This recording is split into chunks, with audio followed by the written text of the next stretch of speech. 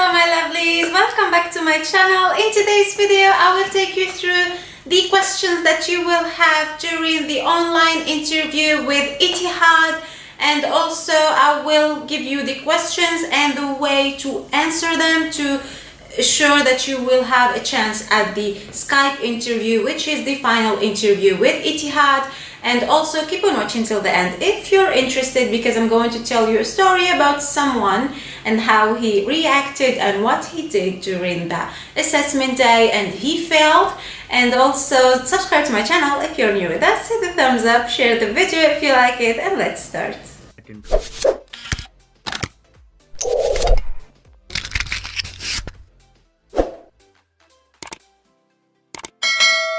You basically apply online, you go through a lot of questions, like some virtual questions where you have to upload your CV, upload some pictures, answer some questions, put your information there, your date of birth, the degrees that you have, so many things. And then when you finish that, they will tell you that they will send you an invitation where you will do this virtual interview.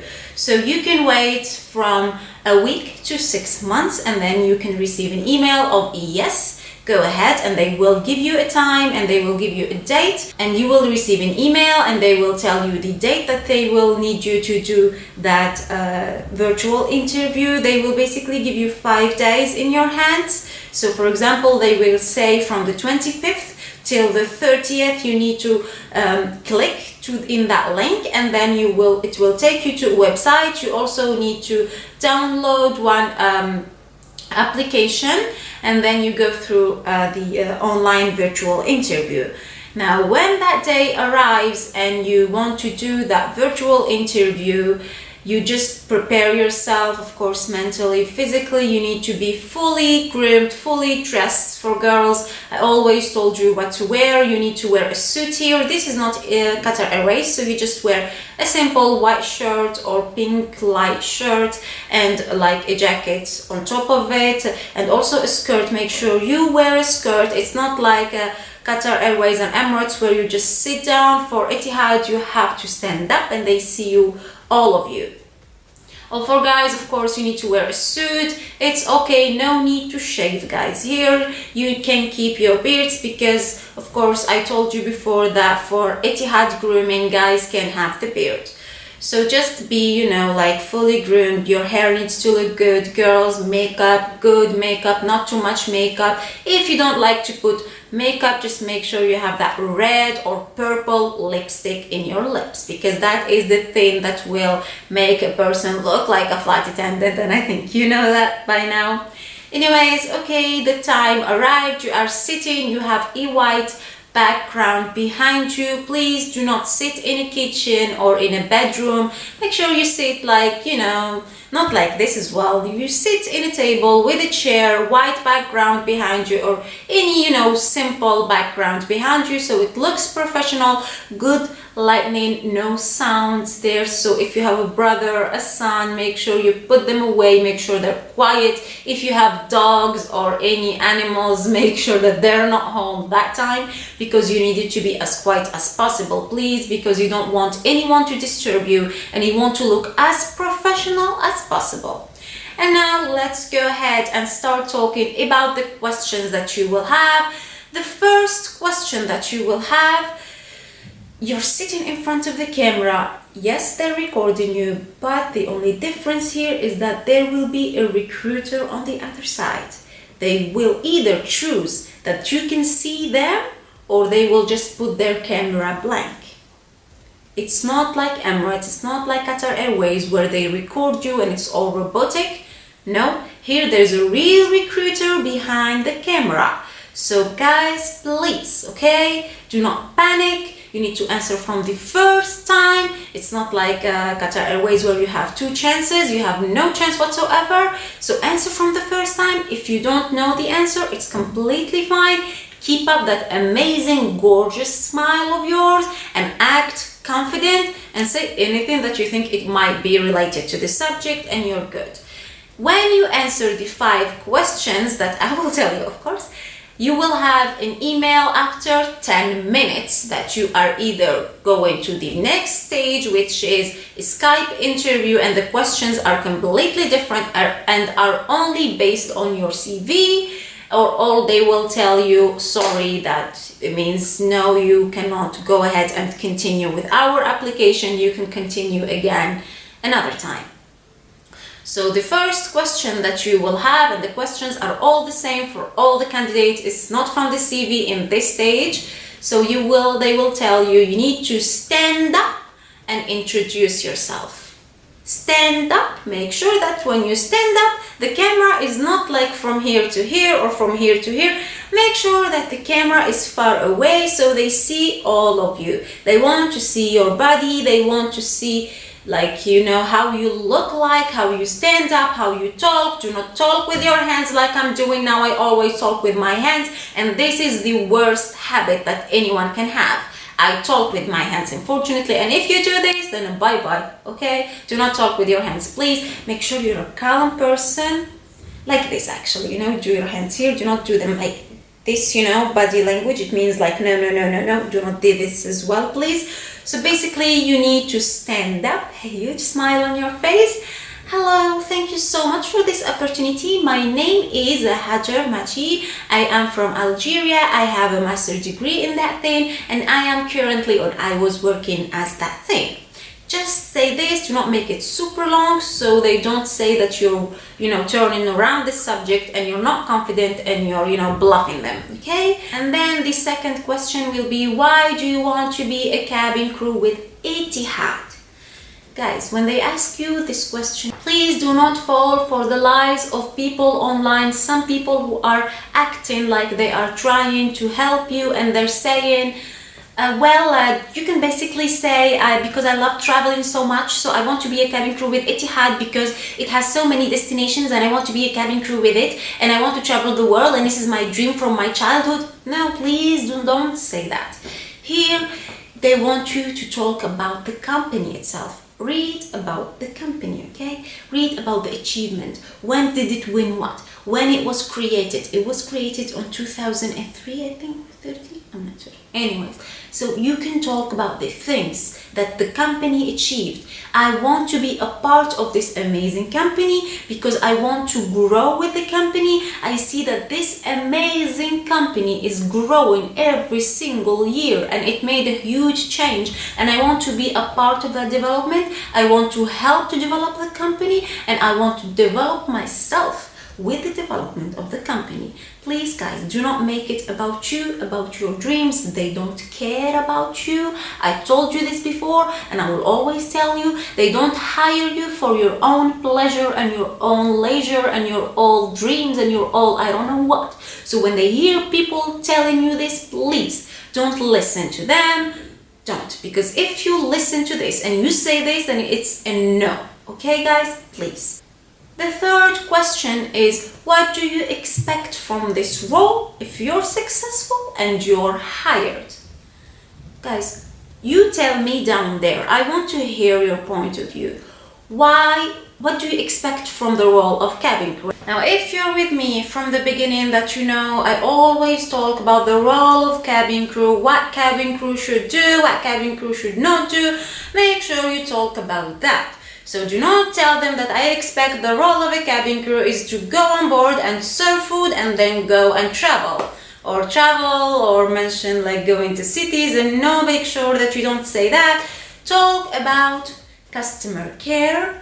The cabin crew is, I expect that the cabin crew role is all about the safety of the lovely customers first, is making sure that we deliver 5-star service and all the time be there for the safety, for the comfort of our lovely customers. Make sure that we deliver the best possible, and also make sure that we are always up to standards and we're always aware of the new things that they come up, the new rules, the new things that the company is doing, and the new aircraft that the company is purchasing. We make sure that we know every single thing, and also make sure that we're always quiet when it comes to politics and when it comes to people asking us what's really happening around.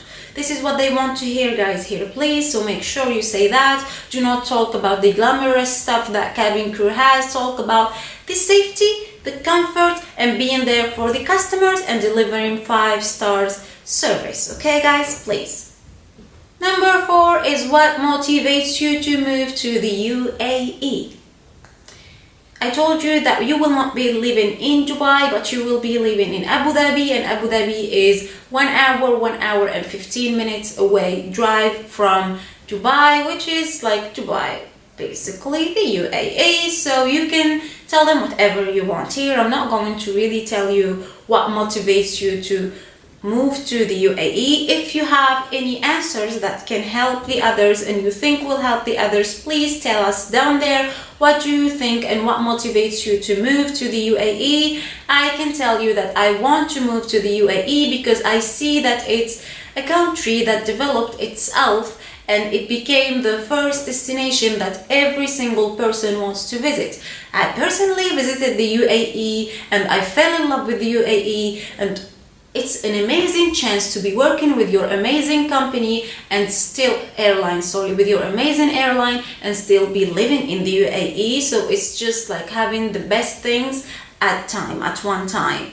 But please help us down there and tell us what you think is the perfect answer and help each other out here, because I told you guys that this channel is not for me to provide you guys with information. If you have any information that you think will help me, will help everyone else, if you think you have an information that I should talk about and you should tell me, and you think I'm wrong when it comes to an answer, of course I can be wrong. I'm not someone who doesn't make mistakes. We all make mistakes. So if you think you can help us with any little thing, I'm more than happy that you comment down there, or even I take you live with me on Instagram. I'm more than happy to do that. And let's go to the other question.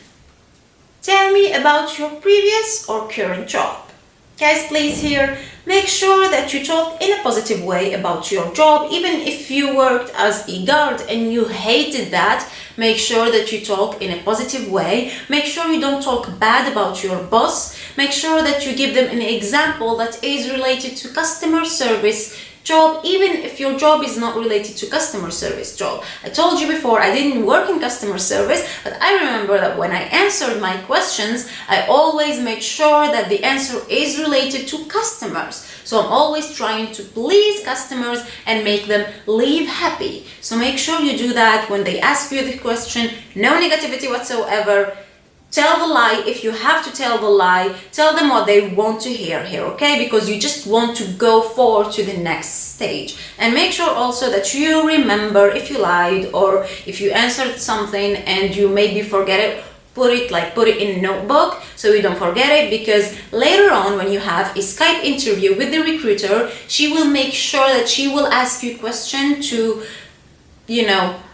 make you lie, say something else, and she will know that you're lying. So please guys, make sure that when you answer something, put it in a notebook so you know that you said that, and you will always keep on saying that. Any tattoos?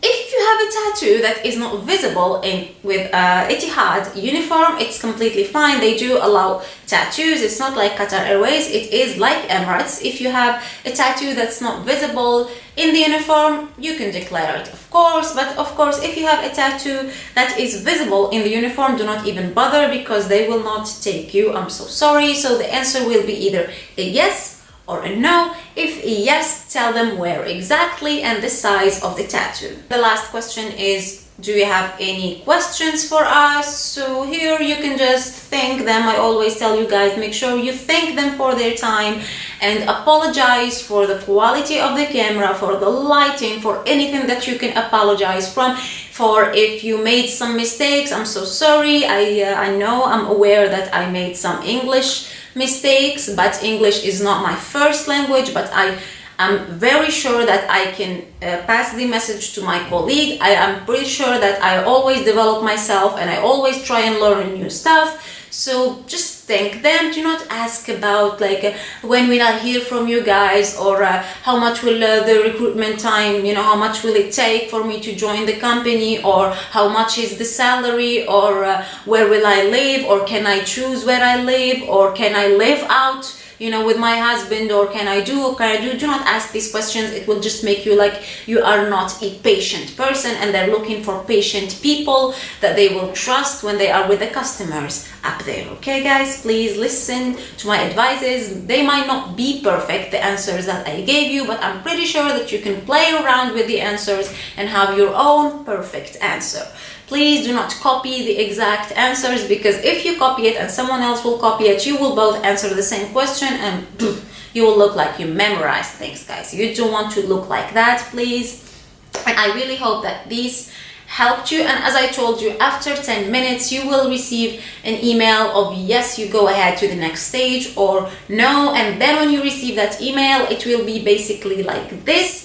So they will tell you to choose a date and a time for your final interview, because you know they will give you like dates, and they will give you timings as well. For example, 10 a.m., 11 p.m., 10:30 a.m. You know, like for the recruiter to be there on the other side of the camera, and you will be in this side of the camera, and then they will ask you questions about your CV. And of course I will make a video, because it's similar to Emirates, to Etihad. Everyone is similar when it comes to the questions. I have it in Arabic, I have a video in Arabic, but I will make it in English for you guys, the way to answer the questions, to be confident and to be successful. This is what I want you guys to achieve. I want you to achieve your dreams.